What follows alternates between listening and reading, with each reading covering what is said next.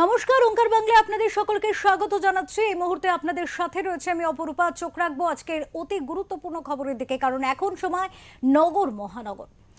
প্রথমে যে খবরের দিকে চোখ রাখবো, প্রতিবেশী দেশ বাংলাদেশ, আর সেখানে জাতীয় নির্বাচন। বাংলাদেশের নির্বাচনে যে অশান্তির পরিবেশ তৈরি হবে তা আগে থেকেই আশঙ্কা করা হয়েছিল। নির্বাচন কমিশন এবং অন্তর্বর্তী সরকার বাংলাদেশের সাধারণ মানুষকে আশ্বস্ত করেছিল যে ভোট গ্রহণ পর্ব শান্তিপূর্ণভাবে করার সব রকম গুরুত্বপূর্ণ পদক্ষেপ গ্রহণ করা হয়েছে।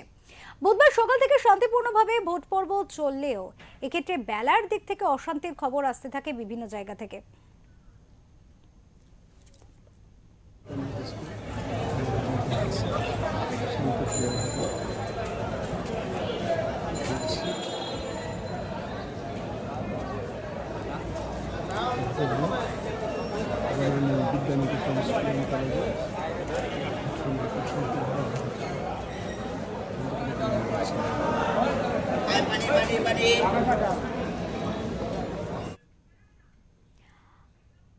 বৃহস্পতিবারের এই নির্বাচনের বিষয়ে একদিকে বিএনপির বিরুদ্ধে রিগিং এর অভিযোগ তুলে সেনাবাহিনীর ভূয়সী প্রশংসা করেছেন জামাতে ইসলামীর আমির শফিকুর রহমান। তার অভিযোগ, প্রতিপক্ষ বিভিন্ন কেন্দ্রে প্রভাব বিস্তারের চেষ্টা করেছিল, তবে সেনাবাহিনী দ্রুত ব্যবস্থা নিয়ে পরিস্থিতি সামাল দিয়েছে।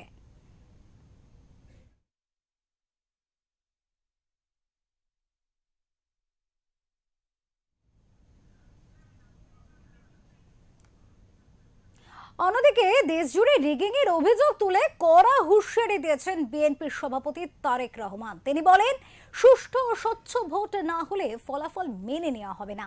তার অভিযোগ, একটি নির্দিষ্ট দল পরিকল্পিতভাবে প্রভাব খাটাচ্ছে।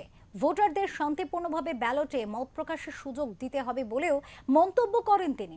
পাশাপাশি নিজের দলের জয়ের ব্যাপারে আত্মবিশ্বাসী থাকার কথাও জানান।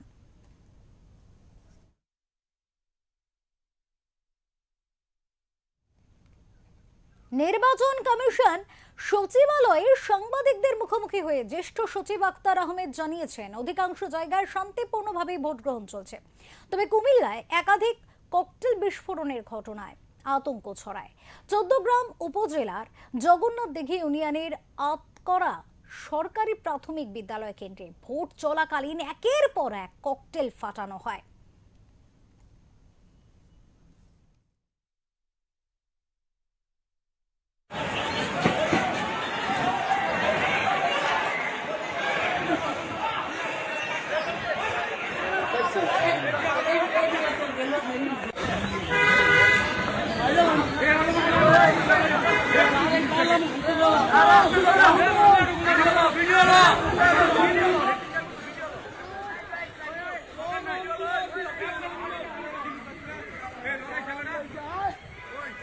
ব্যুরো রিপোর্ট, ওঙ্কার বাংলা।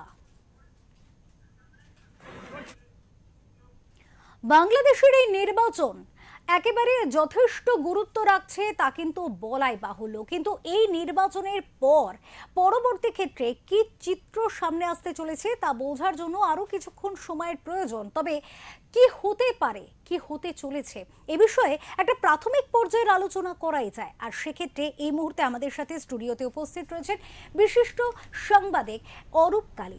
আমরা কথা বলবো এবং জানার চেষ্টা করব, বোঝার চেষ্টা করব আজকের নির্বাচন বিষয়ে। অরূপবাবু, প্রথমেই আপনাকে স্বাগত জানাবো আমাদের ওঙ্কার বাংলা, এবং তারপরে যে বিষয়ে আসব, বাংলাদেশের নির্বাচন এবং 2024-এ সরকারের পতনের পরে 2026-এর এই জাতীয় নির্বাচন যে অত্যন্ত গুরুত্বপূর্ণ সেটা তো বলাই যায়, কিন্তু এক্ষেত্রে দেখা যাচ্ছে যে একদা সরকারে থাকা আওয়ামী লীগ এক্ষেত্রে একেবারে শূন্য, কার্যত তার নামোনিশান নেই। অন্যদিকে জামাত এবং বিএনপি মুখোমুখি লড়ছে। সারাদিনের নির্বাচন এবং বেশ কয়েকটি জায়গায় অশান্তির কথা শোনা গেলেও এক প্রকার বলা যেতে পারে, বলা হচ্ছে শান্তিপূর্ণ নির্বাচনই হয়েছে। সত্যি কি তাই হয়েছে? প্রথমে প্রশ্নটা রাখবো এটাই। এখনো পর্যন্ত যে খবর পাওয়া গেছে সেটা বিক্ষিপ্ত কিছু সংঘর্ষ হয়েছে, রিগিং হয়েছে, ছাপ্পা হয়েছে, কিন্তু ভোটের পর যে বাংলাদেশের সময় অনুযায়ী সকাল 7:30 থেকে বিকেল 4:30 পর্যন্ত যে ভোট হয়েছে, তারপরে কোনো পার্টি কিন্তু সেরকমভাবে বলেনি যে মাস রিগিং হয়েছে, ভয় আমাদের সন্ত্রাস হয়েছে। যেটুকুনি হয়েছে আর কি বাংলাদেশের আমরা যদি আগের ভোট দেখি এর থেকে অনেক বেশিই হয়েছে সেখানে, এবং বিএনপির একজন মারাও গেছেন সেখানে। কিন্তু তার মোটের উপর বলা যেতে পারে শান্তিপূর্ণ ভোট হয়েছে এখনও পর্যন্ত, যেহেতু 299টা আসনের আমরা যখন আজকে এই লাইভ হচ্ছে তখন গণনা চলছে, এবং আজ রাতের মধ্যে বা কালকে 18 কোটি মানুষের যে ওখানে যে সরকার কাদের দিকে যাবে আর মানুষের কোন দিকে রায় দেবে সেটা কালকে জানা যাবে। এখনও পর্যন্ত সরাসরি যেটা বলছিলে লড়াইটা হচ্ছে বিএনপি ভার্সেস জামাতের। যে সমস্ত সমীক্ষা হয়েছিল সেই সমীক্ষাগুলোতে কিন্তু বিএনপি এগিয়েছিল, এবং তারা বলা হচ্ছে কোনো জায়গায় হাং হবে বা এরকম কিছু বলা হয়নি, বলা হচ্ছিল যে নিরঙ্কুশ সংখ্যাগরিষ্ঠতাই বিএনপি সেখানে লাভ করবে। যারা খুব ইন্টারেস্টিং সেক্ষেত্রে অরূপদা এখনো পর্যন্ত 1 ঘন্টা কেটে গেছে এবং ভোট গণনা পর্ব চলছে। সেক্ষেত্রে যদিও ট্রেন্ড এখনই বলা না গেলেও একটা আন্দাজ কি করা যেতে পারে যে কোন দিকে এগোতে পারে? এখনো পর্যন্ত বললাম এই যে সমস্ত এতদিন ধরে যে সমস্ত সমীক্ষা, সেই সমীক্ষাগুলো সমস্ত কিন্তু বিএনপিকেই এগিয়ে রেখে দিয়েছে। কারণ জামাতকে এখনও ওখানকার বহু অংশের, হ্যাঁ কিছু কট্টরবাদী হয়তো সমর্থন করে, কিন্তু তারা মনে করে যে জামাত মানেই একটা বিচ্ছিন্ন শক্তি, একটা ধ্বংসের মুখ। কারণ যখন আওয়ামী লীগের ক্ষমতায় ছিল জামাতকে কিন্তু তারা ব্যান করে দিয়েছে। আজকে যেমন আওয়ামী লীগকে ব্যান করা হয়েছে এবং আওয়ামী লীগও এখানে ভোট বয়কট করেছে, সেই জন্য অনেক জায়গায় কিন্তু ভোটাধিকার ভোট অনেক বেশি কম পড়েছে। ভোটের অনেক জায়গায় যেহেতু আওয়ামী লীগের প্রচুর সমর্থকরা ভোট দেয়নি, সেখানে অনেক জায়গায় সেটা ভোটও কম পড়েছে। কিছু কিছু জায়গায়, ঢাকাতে তো বেশ কয়েকটা জায়গায় ভোট কম পড়েছে।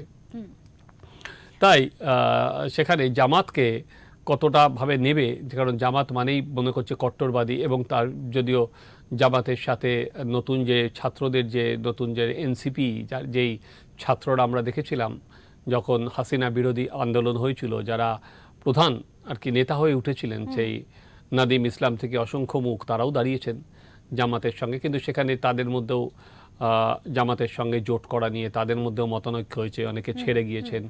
আলটিমেট ওই বিএনপি ভার্সেস জামাতের লড়াই। এবং যেহেতু 17 বছর পর তারেক দেশে ফিরেছেন, এবং দেশে ফেরার পর যেটা হয়েছে তার মায়ের মৃত্যু হয়েছে, এবং সেখানে আর কি প্রধানমন্ত্রী দৌড়ে তারেককে একই সঙ্গে সরকার বা দল সবটাই তার ওপর, তিনি তার ফ্যামিলি নিয়ে এসছেন। এটা তারেকের কাছেও কিন্তু একটা চ্যালেঞ্জ।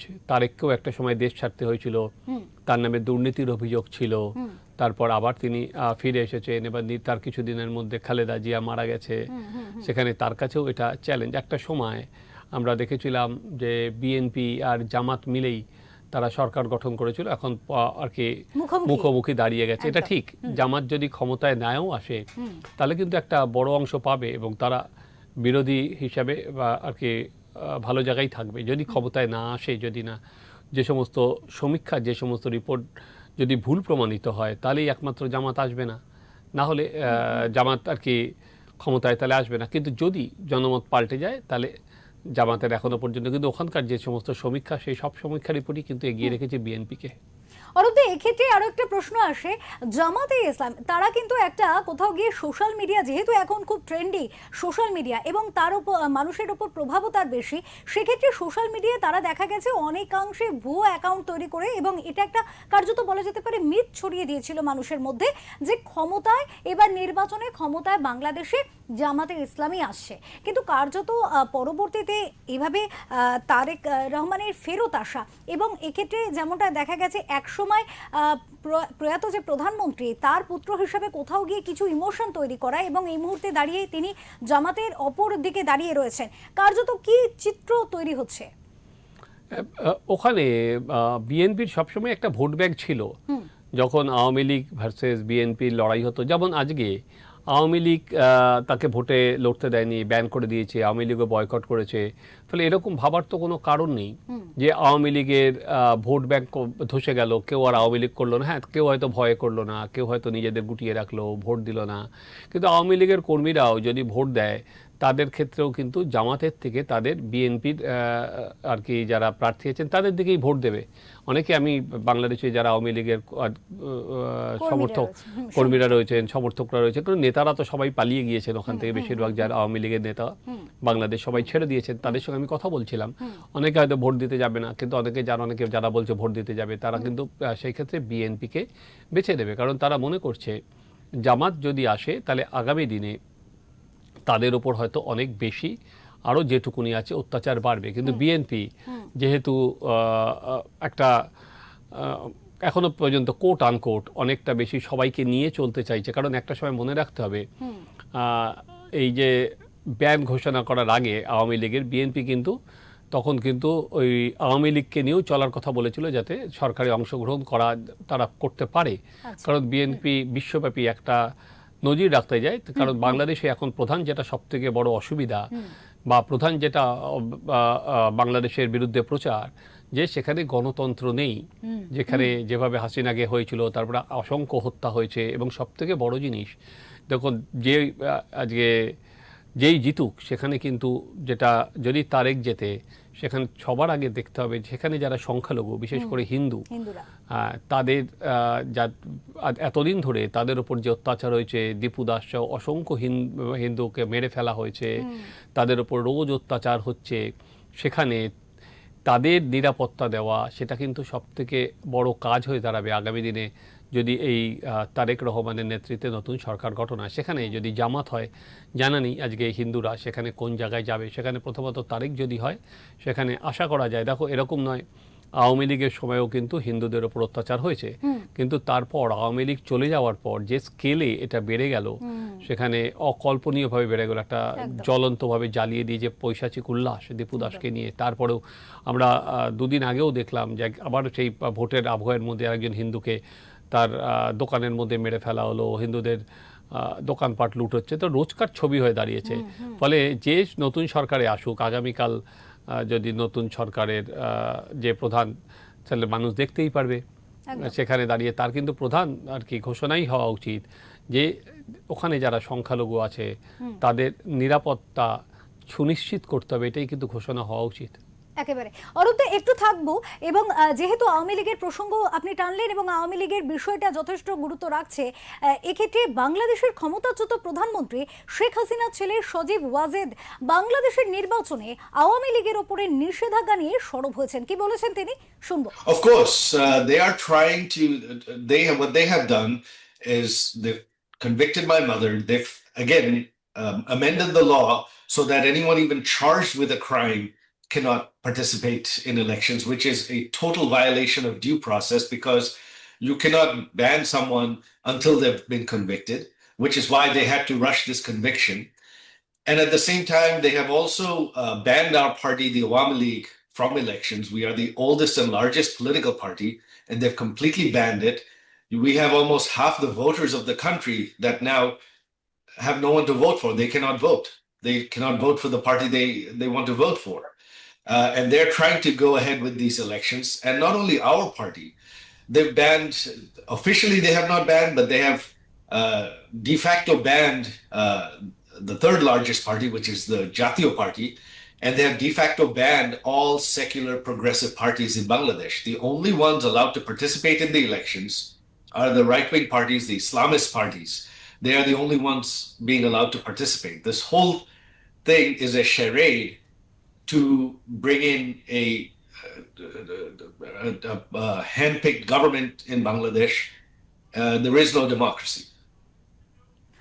এক্ষেত্রে একেবারে আমরা যেরকম শুনলাম যে সজীব ওয়াজেদ তিনি বাংলাদেশের নির্বাচনে এবং আওয়ামী লীগের উপরে যে নিষেধাজ্ঞা তা নিয়ে কিন্তু সরব হয়েছেন, এবং তিনি যেমনটা বললেন যে একটি দেশে যারা এই মুহূর্তে দাঁড়িয়ে তৃতীয় বৃহত্তম দল, তাদের একেবারে অফিসিয়ালি ব্যান না করা হলেও প্রায় একেবারে নিষেধাজ্ঞা লাগু করে দেওয়ার মতোই পর্যায়ে নিয়ে যাওয়া হয়েছে। এটা কিন্তু গণতন্ত্রের ওপরে একটা বড় চ্যালেঞ্জ। এই বিষয়ে আবারও ফিরবো, আমাদের সাথে রয়েছেন বিশিষ্ট সাংবাদিক অরূপ কালী, কথা বলবো দাদার সাথে। দাদা, আমরা শুনলাম যে সজীব ওয়াজেদ তিনি কিন্তু একেবারে এই বিষয়ে বললেন, সরব হলেন আওয়ামী লীগকে যে একেবারে সরিয়ে দেওয়া না, অফিসিয়ালি না হলেও একেবারে কার্যত কোণঠাসা করে দেওয়া হয়েছে, যে নির্বাচনেই তারা নেই। এক্ষেত্রে স্বাভাবিকভাবেই তিনি যে বক্তব্যটা রাখছেন, এবং অন্যদিকে যদি তারেক রহমানের কথা বলা হয়, বিএনপি, যেমনটা আপনি বলছিলেন যে বিএনপির দিক থেকে কিন্তু মোটামুটি সবাইকে নিয়ে একটা চলার মতো মানসিকতা এখনো পর্যন্ত দেখা যাচ্ছে বা তাদের বক্তব্য থেকে উঠে এসছে। সেক্ষেত্রে যদি বিএনপি ক্ষমতায় আসে, তাহলে কি আওয়ামী লীগের ওপর থেকে আনঅফিসিয়ালি যে নিষেধাজ্ঞা রয়েছে সেটা কি কোথাও গিয়ে অনেকটাই সরিয়ে নেওয়া হবে? এরকম শোনার সম্ভাবনা আছে? আমার মনে হয় না আর কি, যেহেতু আওয়ামী লীগের উপর থেকে তারা গিয়ে এত তাড়াতাড়ি সরিয়ে নেবে, হয়তো প্রসেসটা একটু ধীরে হবে বা কিছু হবে। কারণ এরকম ভাবার কোনো কারণ নেই যে আজকে বাংলাদেশের এবারের যে ভোট হলো, সেই ভোটটা কিন্তু আওয়ামী লীগের বিরুদ্ধে, বা এই যে শেখ হাসিনার চলে যাওয়া, সেটার উপরেই কিন্তু জনমতের কত বোঝা যাবে। এবং আরেকটা ইন্টারেস্টিংলি, যেখানে এই ভোটের সঙ্গে কিন্তু আরেকটা হচ্ছে, সেটা হচ্ছে গণভোট হচ্ছে।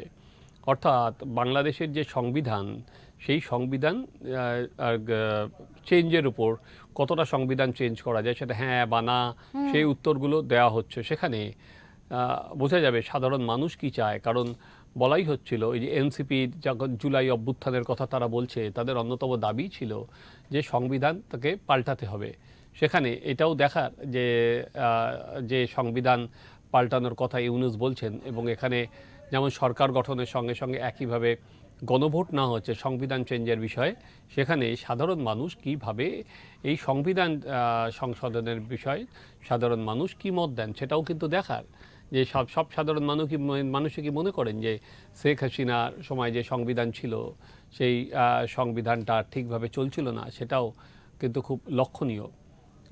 তাই আমার যেহেতু এবারের ভোটটা শেখ হাসিনার এতদিনের সরকার, তার চলে যাওয়া, তাদের দুর্নীতি, এবং তাদের কথা হচ্ছে যেটা বারবার করে ইউনূস বলছেন, গণতন্ত্রকে হত্যা করেছে, অনেককে মেরেছে, শেখ হাসিনার বিরুদ্ধে ওখানে হুলিয়া জারি হয়েছে, তাকে দেশে ফেরানোর কথা বলা হচ্ছে। ফলে সেখানে যে যত উচ্চগ্রামে শেখ হাসিনার বিরোধিতা করতে পেরেছে, সেই তত সেখানে ভোটারদের কাছে যাওয়ার চেষ্টা করেছে। যদিও তারেক অনেক পরে এসে সরাসরি শেখ হাসিনার নামে সরাসরি কিছু বলেননি, কিন্তু বিএনপির অন্য নেতারা বলেছেন।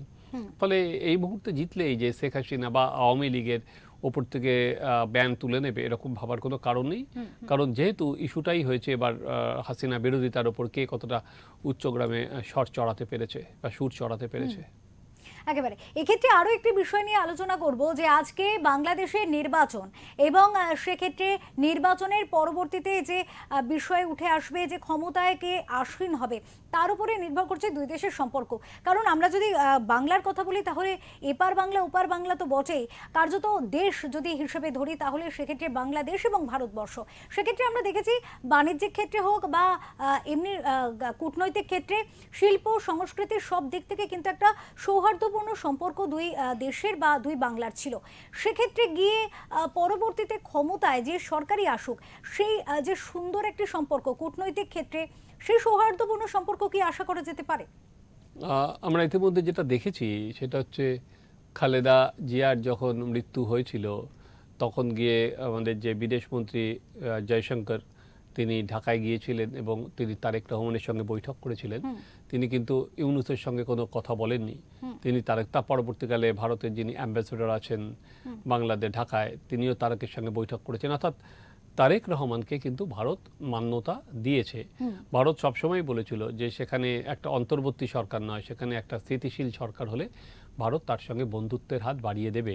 সেখানে তাই জন্য বিএনপির সঙ্গে ভারত একটা সম্পর্ক গড়ে তোলার চেষ্টা করছে, যেটা অনেক সময় যেটা হয়েছিল, ওখানে বাংলাদেশের কাছে আওয়ামী লীগ বিরোধিতার সঙ্গে ভারত বিরোধিতাটা একসঙ্গে মিশে গিয়েছিল।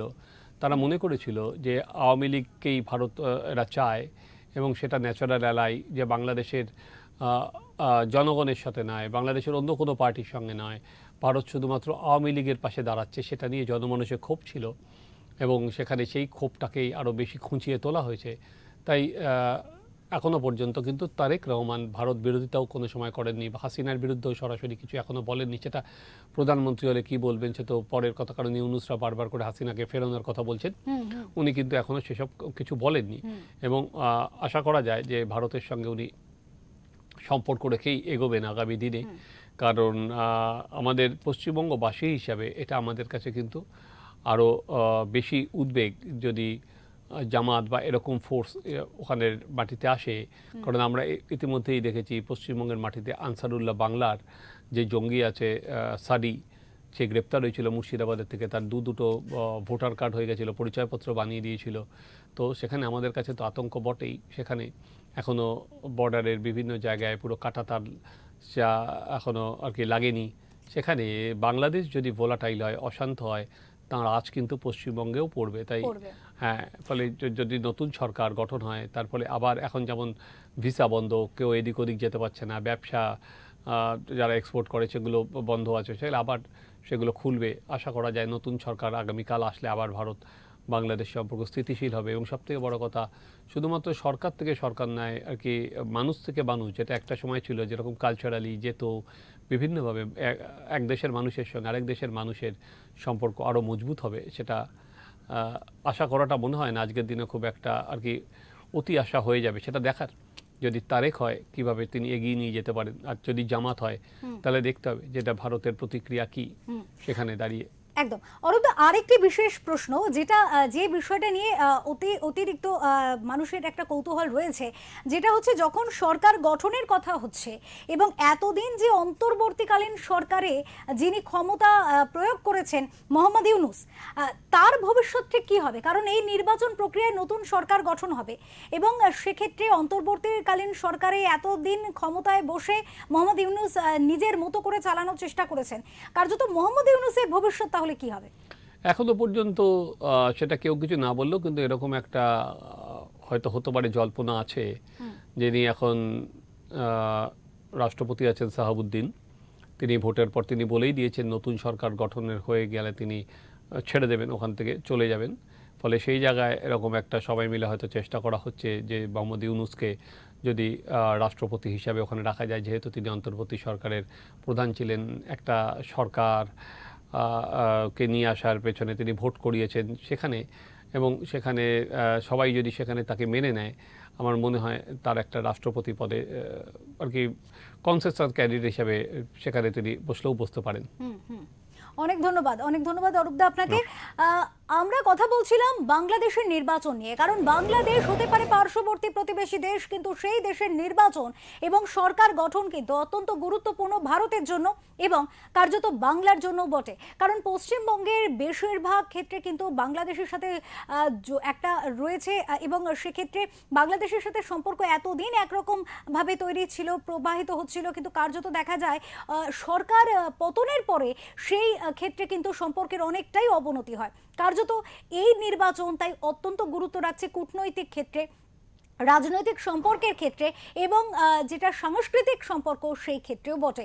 কাজেই বাংলাদেশের নির্বাচন ভারতবর্ষের মানুষের জন্যও কিন্তু অনেকাংশে গুরুত্ব রাখছে, শুধু বাংলাদেশের জন্য নয়, এই দেশের জন্যও কিন্তু গুরুত্ব রাখছে। কার্যত এর ভবিষ্যৎ কি হয় আর কিছুক্ষণের অপেক্ষা, তারপরে হয়তো আমরা সকলের সামনে তুলে ধরতে পারবো।